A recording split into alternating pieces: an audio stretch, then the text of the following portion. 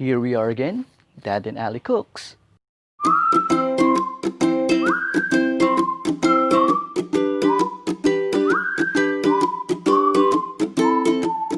Hi everyone! Today we will be cooking a crispy white meat chicken in Thai sweet chili sauce. This is our own version of sweet fire chicken. Don't forget to like this video, hit the subscribe button, and click the bell to be notified. So let's start. Here are the ingredients. We have 3/4 kilos of white meat chicken, dry batter, flour and pepper, 2 beaten eggs, Thai sweet chili sauce, pineapple chunks, onions, spring onions, salt, ground pepper, bell pepper, and minced garlic. All okay? By Boss Ali. First, kailangan natin iprito ang ating chicken meat. So ang gagawin natin is i-coat natin ito sa ating dry batter. Meron itong flour and pepper. We will put around 8 to 10 pieces of chicken meat. And ang process na ito ang tinatawag na dry, wet, dry process.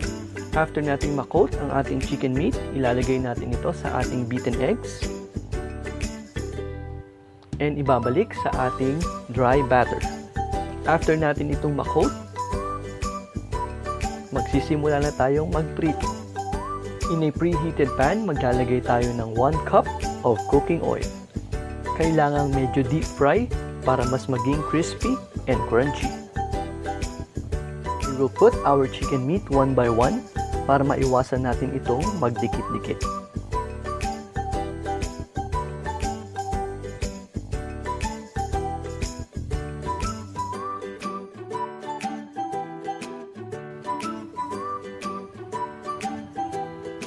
After natin mailagay lahat ng ating coated chicken meat, we will fry each side ng 2 minutes. We have to make sure na hindi ma-overcook yung ating chicken, tamang-tama lang sa kanyang crispiness. Mas masarap kagatin pag medyo crispy and chunky yung ating chicken meat.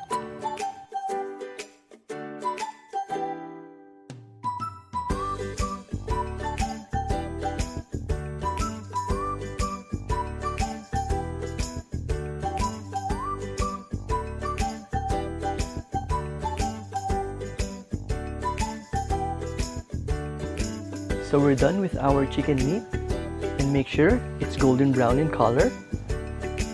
And hahanguin na natin siya and ilalagay natin siya sa ating kitchen towel to drain excess oil.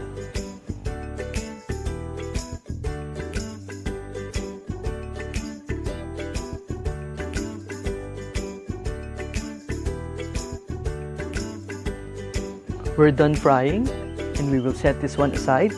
And sisimulan na natin ang ating paggisa.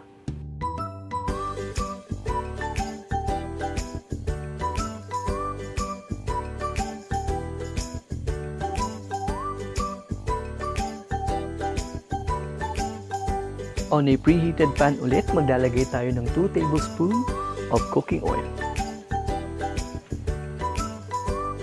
Magsisimula na po tayong maggisa. Uunahin natin ang ating bawang. We will saute garlic for a few seconds.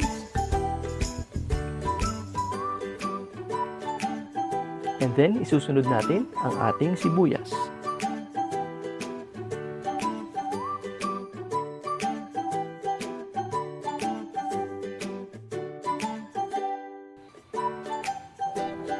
After natin magisa ang ating bawang at sibuyas, isusunod naman natin ilalagay ang ating fried chicken meat.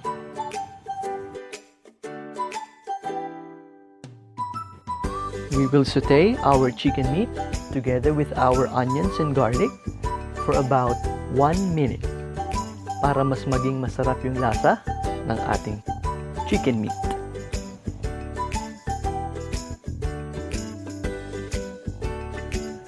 And after 1 minute ng paggisa, it's time to add our pineapple chunks. This will add more sweetness sa ating lutuin. We'll just have to mix and blend. Gagawin natin ito for about 30 seconds.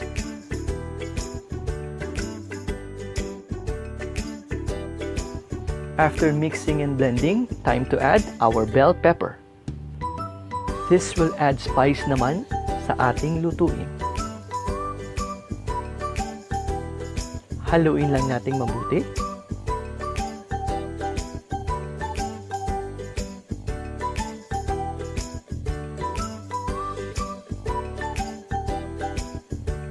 Of course, we will add pepper,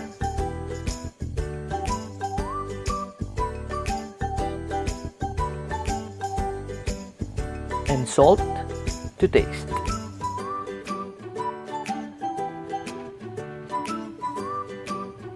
And right now, after natin mahalo lahat ng ating ingredients sa ating chicken,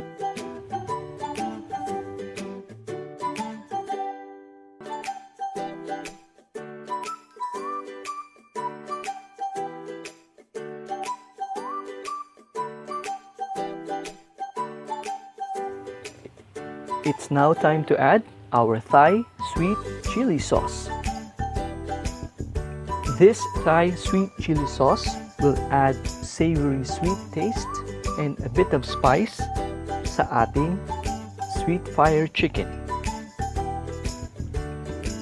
Haluin lang nating mabuti para mas lalong mag-mix and blend yung Thai sweet chili sauce sa ating ingredients. And syempre, para mas lalong sumarap yung ating crispy chicken.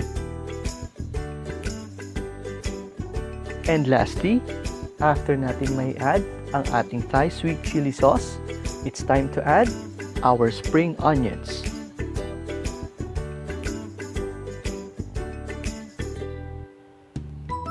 Spring onions will add crisp and a special aroma kapag kinakain natin ang sweet fire chicken.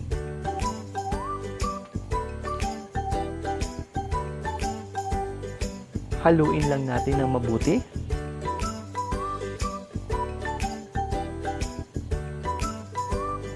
And by this time, it should have a nice orange color and texture. Ayusin lang natin ng konti and we're done. We will now transfer it to our serving plate.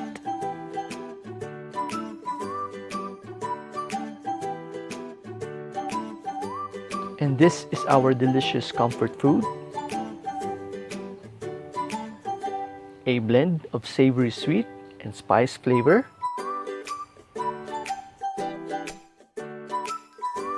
And this is our own version of sweet fire chicken.